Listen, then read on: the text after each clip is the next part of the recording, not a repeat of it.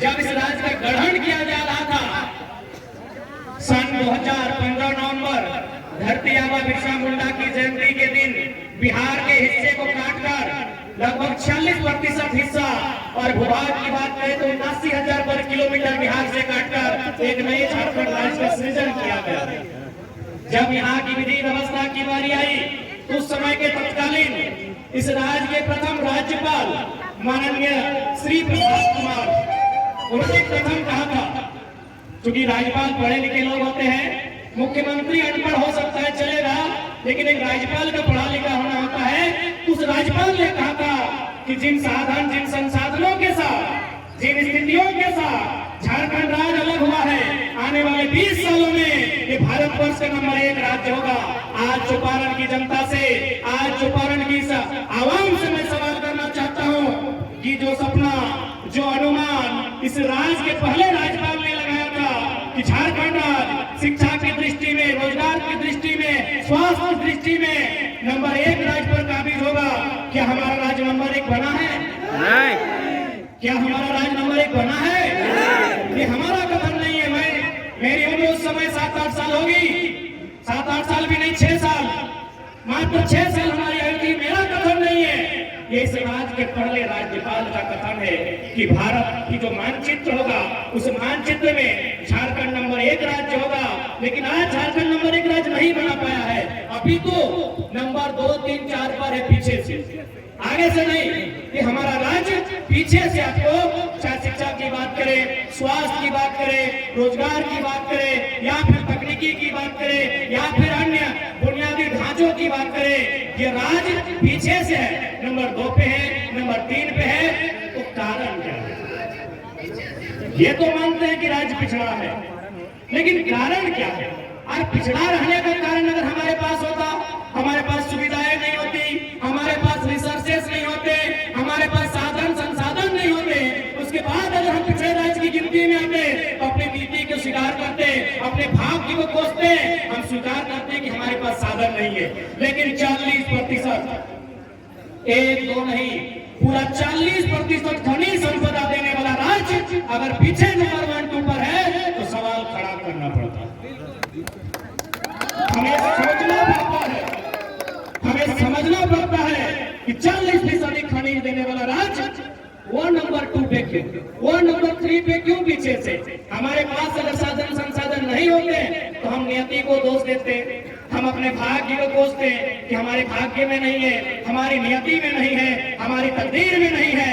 लेकिन 40% हम अगर खनिज देते हैं, अगर हजारीबाग में कहीं कोयला मिलता है, धनबाद में कोयला मिलता है, बोकारो में बारूद मिलता है, कोडरमा में अभ्रक मिलता है, तो गिरिडीह में पत्थर का खदान मिलता है, और ऐसे में अगर राज्य में बेरोजगारी होगी, अगर ऐसे में राज्य अगर अव्वल नहीं होगा, तो सवाल खड़ा होगा।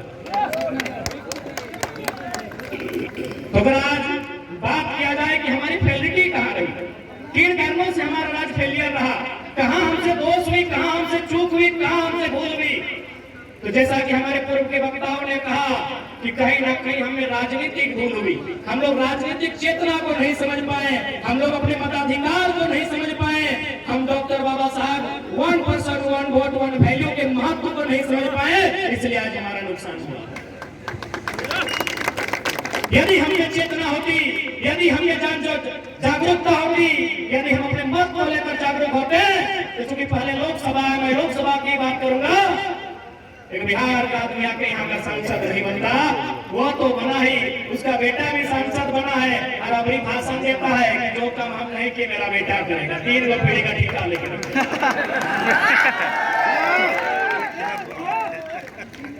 अभी जो वर्तमान में हजारीबाग लोकसभा है ना, अभी जो वर्तमान के सांसद हैं,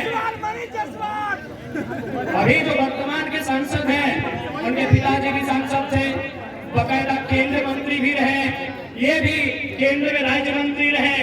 अब ये कहीं जाते हैं किसी योजना में, तो अपना बेटा को बगल में फोटो खिंचाते हैं, क्योंकि आज के डेट में थोड़ा फोटो खिंचवा लो भी सोचता है, तो फोटो खिंचा के बोलते हैं कि जो काम हम नहीं किए मेरा बेटा पूरा करेगा। तो ये धिक्कार है कि नहीं? झारखंडी जनमानस के ऊपर एक सवाल है कि नहीं? क्या हम लोग जीवन भर एक भीड़ बनने के लिए पैदा हुए हैं? क्या हमारी आने वाली पीढ़ी यूं ही पलायन करेगी? इसके लिए कहीं ना कहीं हमें राजनीतिक चेतना का अभाव रहा। हम लोगों ने नेतृत्व करने का अवसर नहीं चुना और जो लोग नेतृत्व करने के लिए गए हमने उन्हें स्वीकारा नहीं। आज हमें अपना ही बात करते हैं। आज बहुत सारे लोग कहते हैं कि ना ये छोड़ा नेता बना है। अच्छा एक बात बताइए, पढ़ा लिखा है भाई, पीएचडी कर रहे हैं, नीति नियम का जानकारी रखते हैं, भारत के संविधान को लगभग 25% तो जानते हैं, कानूनों को जानते हैं और सबसे बड़ी बात एमएलए का फुल फॉर्म जानते हैं। हमारे 81 एमएलए जो है हमको लगता है 70+ लोग एमएलए का फुल फॉर्म नहीं जानते। तो बताइए हम लोग को लोग बोलता है कि लड़का लोग छोड़ा लोग नेता बनता है, तो हम अपने लोगों से ही सवाल करते हैं जो बकायदा हमारे संजय दादा ने आपको गिनाया कि भागलपुर के से आए हुए कोटा के सांसद माननीय श्री निशिकांत दुबे को आपने स्वीकार कर लिया, बिहार के किसी जिले से चलकर आए जयंत सिन्हा यशवंत सिन्हा को आपने स्वीकार कर लिया, आपने बिहार के सुनील सिंह जी को स्वीकार कर लिया, आपने बीडी राम को स्वीकार कर लिया, आपने हरियाणा राजस्थान के संजय सेठ को स्वीकार कर लिया, आपने बलिया के पीएन सिंह को स्वीकार कर लिया, बक्सर के राज सिन्हा को स्वीकार कर लिया, सुन रहे गया के अकेला जी को स्वीकार कर लिया। लेकिन झारखंड की गली का कोई बेटा आया है जो आज दिल्ली को, अरे दिल्ली नहीं महाराष्ट्र माया नगरी को थरथरा के यहाँ स्वीकार नहीं। अब आप बताइए कि जो लोग नीति नहीं लिख पाते हैं वे लोग नेता बन के बैठे हैं। आप इसी भीड़ में पढ़े लिखे लोग हैं, कोई ग्रेजुएट किया है, कोई मास्टर्स किया है, कोई एलएलबी किया हुआ है, कोई पीएचडी किया हुआ है। इसी मंच में जितने लोग हैं मैक्सिमम पढ़े लिखे लोग हैं, कम से कम तो ग्रेजुएट किए हुए हैं, पत्रकारिता के क्षेत्र से। अब ये लोग अगर उम्मीद लगाएंगे कि जो शख्स नीति नहीं लिख पाता है वो हमारे राज्य का कर्णधार बनेगा, वो हमारे राज्य का जीर्णोद्धार करेगा, वो हमारे राज्य का उद्धार करेगा, हम गलत फहमी में हैं। इसलिए आज आप, ये कोई मजाक नहीं है, एक कुपचाची प्रखंड छोटा सा गांव है मेरा, मिट्टी का घर है मेरा, लेकिन आज के राज्य में अगर चर्चा का विषय है तो कहीं ना कहीं नियति का संदेश है, कहीं ना कहीं उस शक्ति का संदेश है जिसे आप इस कोई ईश्वर के रूप में मानता है, कोई अल्लाह के रूप में, कोई रब के रूप में, कोई प्रकृति के रूप में, जिस रूप में आप मानते हैं कहीं ना कहीं उसका संदेश है कि एक साधारण सा लड़का आज चौपारण की धरती में मंच के बीच खड़ा है जहां अगर कोई पॉलिटिकल लीडर आ जाए इतनी संख्या में लोग नहीं जुटेंगे। ये नियति की मांग है मेरे साथियों। क्योंकि आज मैं कुछ दिन पहले महाराष्ट्र गया था, मैंने वहां लोगों से बकायदा पूछा कि आप कहां से हैं और क्या क्या काम करते हैं, कहां रहते हैं। बकायदा हम लोग उनके साथ रहे, जहां रहते हैं हम लोग वहां तक गए। उन्होंने मैक्सिमम लोगों ने कहा कि हम बरकट्ठा प्रखंड से हैं, हम कोडरमा से हैं, हम राजधनवार से हैं, हम बिरनी से हैं, हम बगोदर से हैं, हम डुमरी से हैं, हम विष्णुगढ़ से हैं, हम गोमिया से हैं, नावाडी से। मैक्सिमम लोग यानी है आसपास का क्षेत्र, बरही, चौपारण, बरकट्ठा, कोडरमा, राजधनवार, यही आसपास का क्षेत्र। मैक्सिमम जो प्रवासी मजदूर थे, महाराज की सभा आपने देखा होगा, आपने नहीं पूरे भारत में देखा और पेट में दर्द शुरू हुआ है तो आपने भी वीडियो के माध्यम से देखा होगा। मैक्सिमम लोग हमारे इसी क्षेत्र के थे। उत्तरी छोटा नागपुर का जो हिस्सा है, झूला पहाड़ के इसका हिस्सा जो है, मैक्सिमम लोग इसी क्षेत्र के थे। हमने उनसे ये भी पूछा कि आप क्या करते हैं। मैक्सिमम लोगों ने कहा लोग ड्राइविंग करते हैं। मैक्सिमम, यदि मैं 100 लोगों से मिला तो उसमें लगभग 40 to 50% लोग ड्राइविंग करते थे।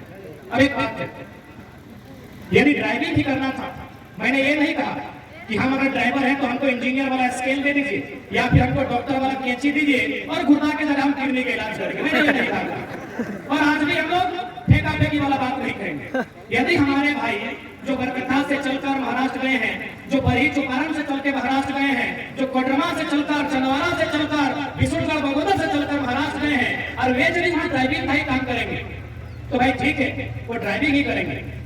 जो ड्राइविंग का सेक्टर होता है, सड़क परिवहन मंत्री हमारे यहाँ कोल्हान से है, सड़क परिवहन मंत्री। झारखंड में कई लंबी लंबी सड़कें हैं, ये बरही से लेकर बहरागोड़ा है, एक आपका बरही से लेकर सीधे निरसा तक है ना। यानी हमारे यहाँ भी लगभग 1 लाख किलोमीटर के आसपास सड़कें हैं। तो यदि हमारे भाई जो प्रवासी मजदूर के रूप में बाहर गए हैं, जिनकी नियति में प्रवासी बनना है और वे अगर ड्राइविंग से अपने परिवार का भरण पोषण करेंगे तो झारखंड की सड़कों पर व्यवस्था किया जाए।